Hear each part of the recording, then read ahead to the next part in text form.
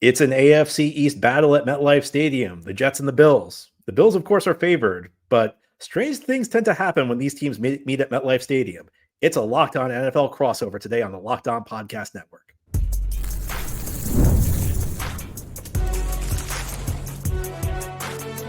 You are Locked On NFL crossover, part of the Locked On Podcast Network. Your team every day.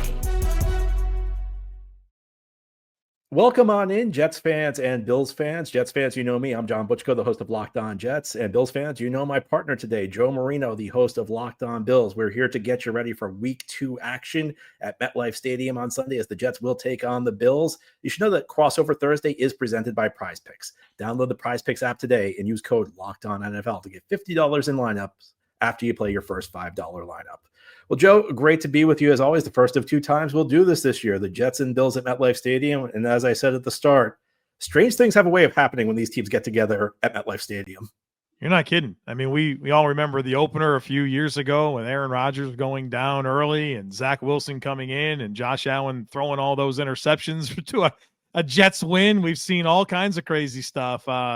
And it's obviously different iteration of the Jets, right? We're falling into the Aaron Glenn era, Justin Fields at quarterback. I think that offense showed a little more life than a lot of people expected against a good Steelers defense last week. And so interesting matchup here to get the divisional play for both of these teams underway.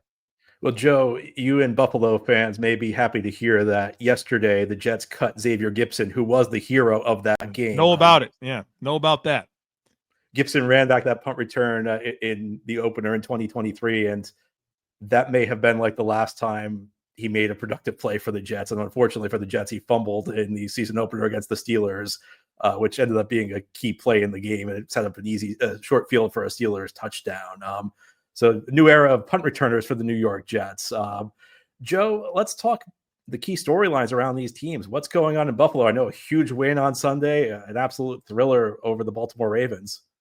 Yeah, an insane win, obviously, that the Bills are coming off of against Baltimore. And, of course, there's big implications there with 2 teams that figure to be jockeying for high playoff seeding. And the Bills were able to get that tiebreaker in a very insane way. And it gives the Bills some significant momentum going into Week 2 against the Jets. But what's really interesting about this matchup is that there are some parallels to the style of offense that the Jets are to what Baltimore is. And obviously that's a style of offense that gives this Bills defense a ton of issues. And look, we know that the Jets are not the Ravens at this point, and it's probably some time until they are that. But when you talk about having a dual threat quarterback that can obviously, run all over the place, but also has a big arm, you've got talented running backs, you've got a receiver in Garrett Wilson, you got a physical offensive line, and a Jets team that we know is going to be committed to running the football. I think they're going to run it until the Bills prove that they can handle it. The Bills are going to be tested, and they gave up 40 points to Baltimore. They were bad on third downs. They gave up 6 of 11 on third downs. The Ravens averaged over 8 yards per play. I mean, we're talking 432 yards on 50 plays for Baltimore. They had 3 touchdowns of 25 yards or more. They gave up 8.2 yards per carry. 21% of runs went for at least 15 yards on 29 attempts. And look, the Bills have their style of defense that they play. And no matter what style of offense or defense that you play, there's going to be strengths, there's going to be weaknesses, there's going to be, problems that it has just based on design. And you have a Bills defense that likes quicker, more athletic defensive linemen. You've got matchup style linebackers that are not very good downhill players in terms of, playing into the line of scrimmage against the run. And so this Bills defense is very much a question mark. It was last year, and they faced a bad matchup for them against Baltimore. But the interesting thing is now forecasting it into Week 2 against a Jets offense that I think structurally will want to challenge the Bills in a lot of similar ways. I think that's accurate. And the Jets offense was the story of Week 1 for this team. Joe, I've been through a lot of Jets losses through the years, as you can imagine. We've had a lot of Jets losses where nobody plays well. In fact, most of the Jets losses are where nobody plays well. We've had a number of losses where the defense plays well, the offense lets them down. Sunday against Pittsburgh was the rare Jets game in recent memory where the offense played fantastic football. The defense was not so good. We'll probably talk about that in a bit. But this Jets offense put up 32 points, and they only punted the ball twice. And while Justin Fields was probably the top storyline from that game, when we talk about takeaways people had, I thought the most important development was the play of that offensive line. And heading into the season, you knew that the Jets would have to lean on their offensive line because the talent is just not there at the skill positions. Garrett Wilson, very good receiver, 3 seasons in the NFL, 3,000-yard years. Breece Hall looked really good week 1. Breece Hall's entering a contract year. His 2024, he's the first to admit it. He talked about it a lot in training camp that he did not have the kind of 2024 he was looking for. He's seeking a new contract, and he even said, I have not earned a contract the way Sauce Gardner and Garrett Wilson have. It's up to me to earn it. He looked great. He was hitting the holes decisively. He looked like the 2022 version of Breece Hall, who seemed to be on his way to the Rookie of the Year award before he tore his ACL in a game in Denver. But the offensive line, that was kind of a wild card for the Jets because there's talent there, particularly at the tackle position. The Jets have used back-to-back first-round picks at tackle, but not much experience. Olu Fashanu was only the starter for a couple of games last year after Tyron Smith went down. Then he suffered his own season-ending injury in December. And Armand Membou, his first game in the NFL, he pitched a shutout against T.J. Watt. Now, Jets gave him help on about half of the passing plays, but he did not allow a pressure, and he was lined up against T.J. Watt most of the time he was out there. The Jets also did a good job in run blocking. They opened holes for Hall. That was part of the story and why the Jets ran the ball so effectively. And this was a tough test. The Pittsburgh Steelers have a very talented defensive front. So I think expectations may have changed with this Jets offense. I think heading into week 1, a lot of people, myself included, weren't really sure what to expect. There was some nervousness. Did this team have the pieces? Would the offensive line's inexperience show? It did not in week 1. It looked very good.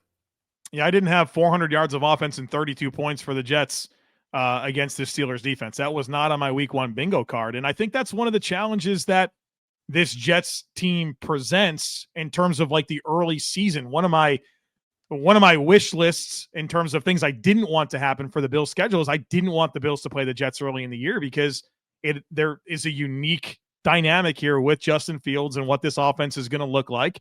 I think that makes it difficult to game plan for, right? You want to get some tape out there and really figure out the implementation of all of it, right? Whether that's Garrett Wilson or Mason Taylor, or these running backs, or how Justin Fields is going to operate in this offense. And so I think that is something that can be an advantage for the Jets, is the newness that they have and the element of surprise against a Bills defense that has a lot to prove.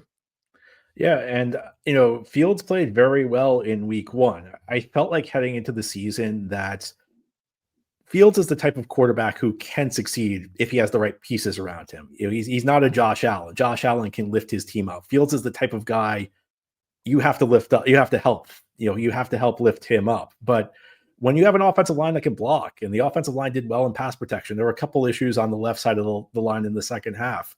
They gave him the time to deliver, though, and he played a really good game. Now, the question with Fields, we've seen him play at a high level before. What we haven't seen him do is stack good games together. So the question with Fields has been not whether or not he could have one high-end performance. The question is what happens the next week, because frequently what's happened in his career, particularly in Chicago, is he's followed up a really good performance with a bad performance. So I think there's pressure on Justin Fields this week against this Buffalo defense.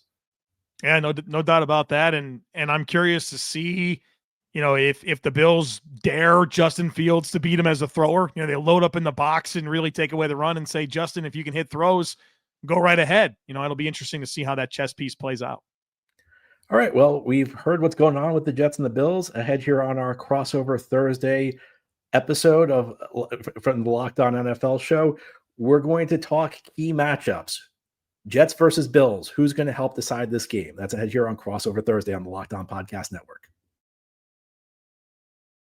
Today's Locked On crossover episode is brought to you by Mazda. Mazda crafts cars for those who do more than simply move. Mazda delivers confidence with every ride, with more IIHS Top Safety Pick Plus awards than anyone else as of August 2025. From footwork to breathwork, athletes sweat all the details. Mazda brings this same intention to how they craft every model. You can feel the craftsmanship in every detail, from the metallic accents to available Napa leather upholstery. You can make everyday drives feel like anything but, from smooth handling to intuitive controls. With all-wheel drive standard in every crossover SUV, you can drive with confidence through almost any season. Like our players, we sweat every detail, because when you make every move count, impossible becomes irrelevant. Mazda. Move and be moved.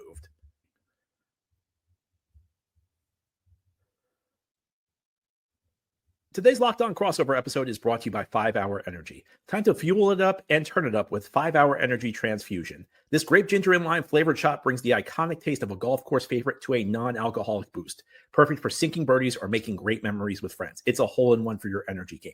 Whether you're out on the course or just need a little extra push to power through your day, 5-Hour Energy Transfusion delivers the clubhouse flavor you love without ever leaving the green. Golf is all about good times with good people and good flavors. The grape ginger lime flavor of 5-Hour Energy Transfusion gives you the best parts of your clubhouse go-to without leaving the course or chasing down the bev cart. Now you can amp up the fun even more. Just buy, snap, and enter for a chance to win a dream golf trip for two to any golf tournament in the USA. Tee up that trip. Visit 5hewin.com for full rules and entry. No purchase necessary. Excludes the Masters tournament. Ends October 31st, 2025. It's Crossover Thursday here on the Locked On Podcast Network. I'm John Butchko, the host of Locked On Jets, alongside Joe Marino, the host of Locked On Bills. And Jets fans and Bills fans, Joe and I would like to thank you so much for making Locked On Bills and Locked On Jets your first listen each and every day. All right, week 2 action at MetLife Stadium, AFC East matchup. Joe, give me a key matchup you've got your eyes on. Yeah, the matchup that I'm really looking at for Buffalo in this game is the Bills wide receivers. And I say that because I'm not exactly sure what the intent of Sauce Gardner is going to be. I know, if I'm not mistaken, he traveled last week, right, to go face up against DK Metcalf. I'm not sure if that's going to be the case, especially because who is the Bills' number one receiver, right? Who's the one guy that they would want to put him over top of and take that matchup away? I think that's kind of the air quotes benefit of the Bills not really having that guy is, all right, well, you have a number one corner. Okay. Who are you going to take away? It doesn't particularly matter. So I say Bills wide receivers, and it's not against Sauce Gardner. It's against Brandon Stephens. And I was not a big fan of that move for the Jets when they signed him, especially to the money that they did. He was a struggling player for the Baltimore Ravens, and the Jets paid him handsomely to come be the starter across from Sauce Gardner. And I think you saw in week 1 the concerns that existed there and why Ravens fans were so excited to see this guy leave. He gave up, two touchdowns, 60 yards on 5 receptions against the Steelers last week. And whether it's Josh Palmer or it's Keon Coleman or Khalil Shakir, I mean, that's got to be the guy that Josh Allen attacks aggressively in this passing game. And I think that the Bills do need to come out aggressively throwing the football and building a lead and try to make it a drop-back passing game for the Jets and Justin Fields. And I think a big way of doing that is attacking Brandon Stephens and making him prove that he can hold down that job. All right, when Sauce Gardner's the CB1, like, your CB2 is going to be targeted. And a guy like Brandon Stephens, who doesn't have ball skills, never has, is a peculiar choice and one that the Bills need to take advantage of. Joe, that sound is every Jets fan listening to the show nodding in agreement with you. It was a really rough performance by Brandon Stephens, and I was right there with you. I was a bit puzzled when the Jets signed Stephens this offseason, particularly to the money they signed him to.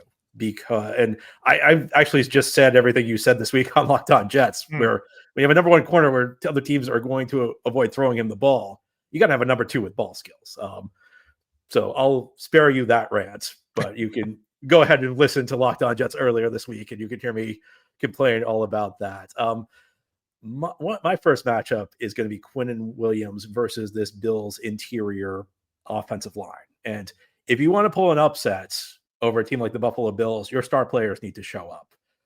Quinn Williams has a bit of a different role this year, Joe. There's a little subtle change to the Jets defense under Eric Glenn that's different from what we had under Robert Saleh.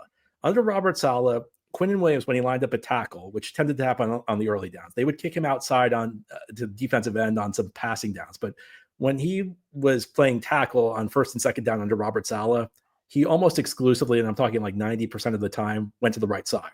And the Jets would play an over front, and it just depended whether Quinn Williams lined up at the 1 technique or the 3 technique, depended on where the tight end was lined up. And that made the Jets actually very easy to defend against, because all you had to do was put your tight end at the right side of the formation and Quinn Williams would line up with the one technique, and it's an automatic double team. Under Aaron Glenn this week, I took a look at this. The Jets' early down defense, first and second down. There are now two defensive tackle positions. There is the nose tackle, which is Harrison Phillips, and then his backup is Jawan Briggs, both of whom the Jets traded for in the exhibition season. They traded for both of them near cutdown day. The fact the Jets traded for two guys at this position shows you how important it is for Glenn. Quinn Williams is now almost exclusively playing at the 3 technique because the Jets are trying to get him one-on-one matchups. The Jets clearly want him double teamed less. So this is a game that Quinn Williams needs to wreck for the Jets. This is, if the Jets are undermanned in this game, the Jets are the less talented team in this game. That means their stars need to show up and play. Joe, who's your second matchup? Well, hey, first of all, I think it's a heck of a call out by you. Quinn Williams, one of the special defensive tackles in the NFL. And if the Jets have a path here, I think he's going to be a big catalyst behind it. And we certainly know that he can be dynamic and wreak havoc. And so that'll be a big test for this Bills interior offensive line. The second matchup that I have down is very broad, but it's the Bills' run defense against the Jets. The Bills, I went through the numbers earlier in this podcast. The Bills got ran all over by the Ravens, and they did last year too, right? It's a bad matchup, and the Bills don't have to play the Ravens every week. But this is something that's going to be tested. It's a copycat league, and the Jets have some of those structural elements to test Buffalo's run defense. And, certainly you're going to have contrasting philosophies going into this game where I think the Bills are going to want to be aggressive and score points and make it a drop back game for Justin Fields, where the Jets want the exact opposite of that. They want to play clock control, pound the rock, keep Josh Allen on the sideline, and limit possessions. And the way that the Bills can make that not happen defensively is to defend the run. And, obviously that's a very broad statement, like defend the run, but it has to be a priority. And so what do the Bills do this week? Is it as simple as, hey, like you've been put under the microscope, you've been called out, it was an issue, like go be better? Do you do structural things to give yourself a better chance? What is it? What's going to be the wrinkles this week that's going to make you a better run defense in a game where that's your path? Like, you have got to stop the run, or else they're going to keep themselves in the football game by their commitment to running the football. And I don't question that the Jets won't be committed to the run. They will be, I think, in ways that even Baltimore's not at times. And so we know that Aaron Glenn's going to want to pound the rock, and it's going to be about how this Bills front seven responds. And when I think about the issues that the Bills had against Baltimore, it really wasn't the D-line at all. It was the linebackers and safeties. Matt Milano, Terrell Bernard, Taylor Rapp, Cole Bishop. Those guys were just all over the place, lost, not being physical, not being instinctive, not playing off contact. Their angles to the football were really, really poor. And so big opportunity to correct that, or else this game could be tighter than people think. Joe, I'm going to go with the same concept, but a little bit narrower with my second matchup. I have Breece Hall versus Terrell Bernard and Matt Milano. I mentioned in the first segment that Breece Hall looked as good as he's looked in 3 years in week 1 against the Pittsburgh Steelers. I don't think that's an accident. Breece Hall has put together some big games over the last couple of years, but his big weakness has been reading his blocks and being decisive. And this is something the old Jets coaching staff has called him out on. Even they said that, Breece is leaving yards on the field over the last couple of years. Week 1, he looked decisive. He was hitting his holes. He was reading linebackers well. So I think that I watched the film between the Bills and the Ravens, and I echo a lot of what you said. I thought that on the second and third levels of the defense, Buffalo had some issues with with some of their run fits. I think the question is, first of all, will Buffalo correct that? And second of all, is the version we saw of Breece Hall in week 1 going to return in week 2? Because the version we saw in week 1 is the type of guy who can be like the second skill position guy on a decent offense. The question with the Jets heading into the season is they had like a go-to guy in Garrett Wilson. And the way I view skill positions, it's not always about like who's your number 1 receiver or, who's your number 2 guy. I kind of view it in terms of just like who produces the yardage. Sometimes it could be a running back, sometimes it could be a tight end. Breece Hall looked like he could be like a top 2 option to be in a decent offense in week 1 in a way maybe he didn't last year. So my eyes are on the Buffalo linebackers. Can they correct what went wrong last week? And my eyes on Breece Hall. Can he run with the decisiveness that he showed last week that hasn't been there in the past? So, I think we're kind of in the same mindset here that this is going to be a big test of Buffalo's run defense and the Jets' run offense. And no doubt. And I think contract year Breece Hall and wanting to prove it to this coaching staff has unlocked a layer to his game that we saw earlier in his career. And we'll see how it sustains itself the rest of the year. All right. Well, now you know what's going on around these two teams. You know the key matchups to watch for. Now, ahead here on this crossover Thursday edition of Locked On Jets and Locked On Bills, we're going to talk keys to victory and make a few predictions. Today's Locked On crossover episode is brought to you by FanDuel. The NFL season is here, and FanDuel is making sure you're ready for kickoff with a can't-miss offer. Right now, new customers can bet just $5, and if your bet wins, you'll get $300 in bonus bets to use across the app. FanDuel is great because it fits however you like to bet. Player props, building a same-game parlay, or even jumping in live as the action unfolds. It makes every game more exciting, whether you're watching your team or just keeping an eye out on your fantasy lineup.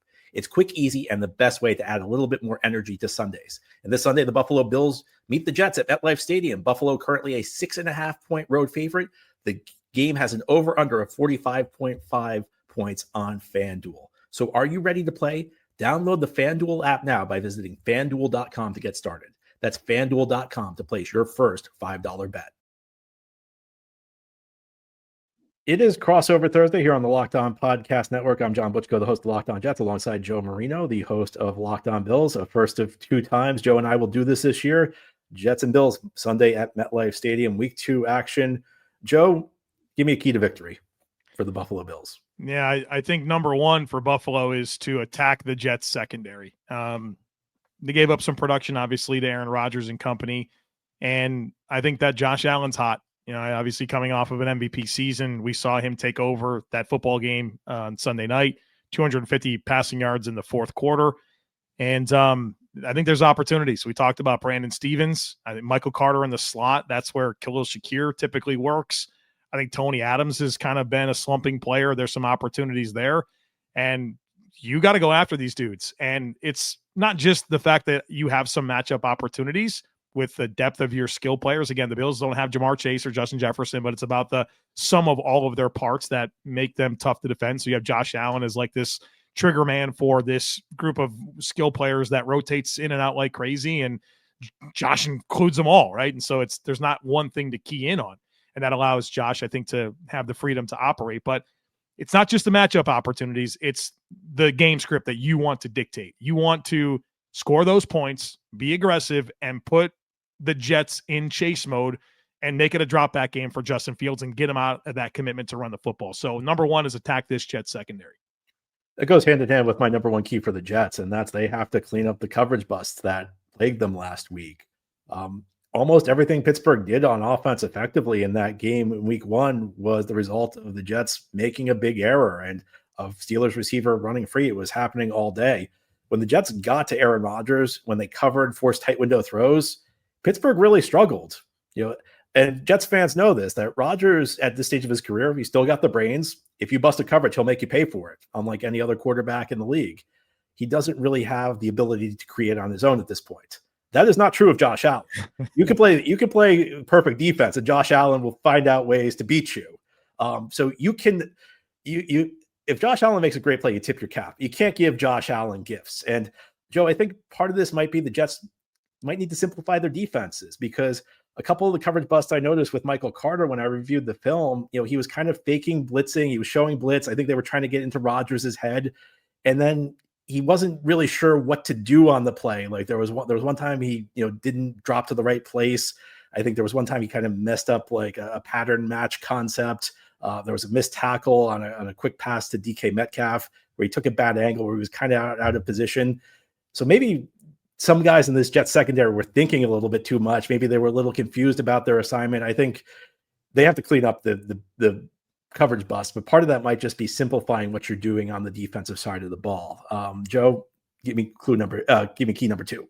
Yeah, I'm interested to see how much they alter, because Aaron Glenn, like, stubborn to a fault at times with Detroit with man coverage and blitzing. And so, all right, what does that look like? I'm curious to see.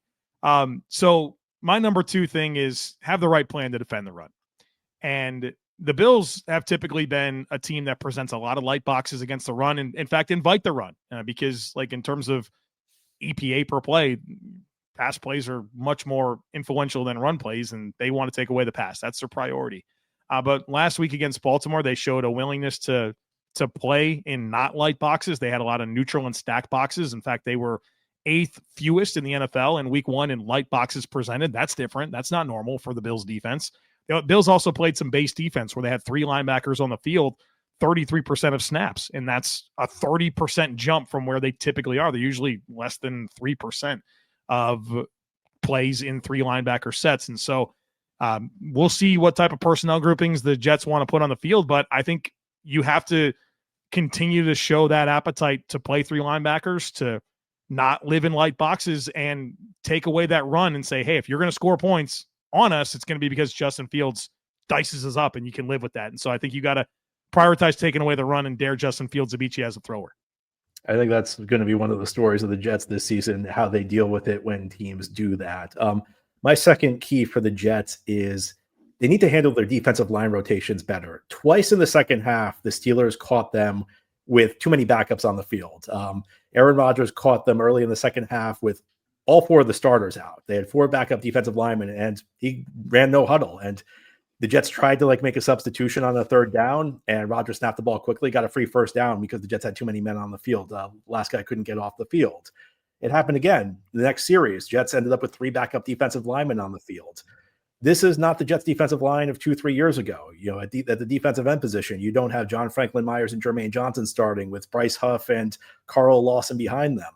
There are 3 above average defensive linemen on this team right now: Jermaine Johnson, Will McDonald, and Quinn Williams. And I think you have to be very deliberate and you have to stagger their breaks. You can't have all these guys off the field at the same time, because I'm sure Josh Allen and Joe Brady saw the film last week. I'm sure they saw what happened in the second half when they took all the big guys off the field, and they saw what Aaron Rodgers did with that. And I would expect that they will attack, and the Jets defense will be very vulnerable if this happens again.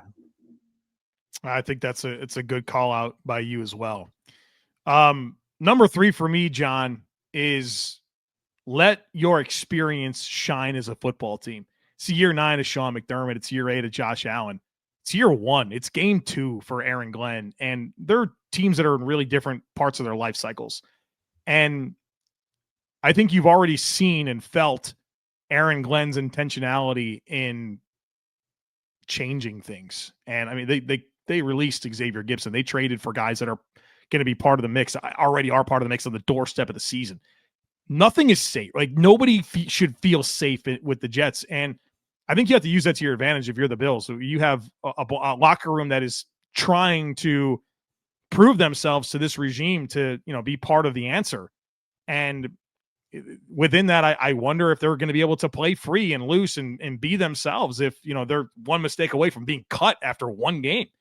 So I think that vantage point is very, very different. And I'm not saying Aaron Glenn's wrong, but with anything that he's doing, but it is the nature of where the Jets are at in game 2 under him. And you have a Bills team that's, had a ton of success. They know how to win football games. This is a Jets team that's trying to figure that out and learn that. And you saw them make critical mistakes in a game that they could have won against Pittsburgh. And so I think you let your experience shine in this football game and obviously be aggressive, make plays, but also be aware of the possibility that the Jets are young and new together and certainly have a pathway to beat themselves a little bit too. So let your experience shine, your know-how shine in a game like this. All right. My third key for the Jets, and it kind of goes hand in hand with one of the themes of this episode, I think the Jets really need to test the Bills running the zone read, because I thought the Bills had some issues against the Ravens run game, but particularly they struggled against the zone read. There were a couple of times where the unblocked edge guy, kind of over pursued, and Lamar Jackson was able to pull it and run.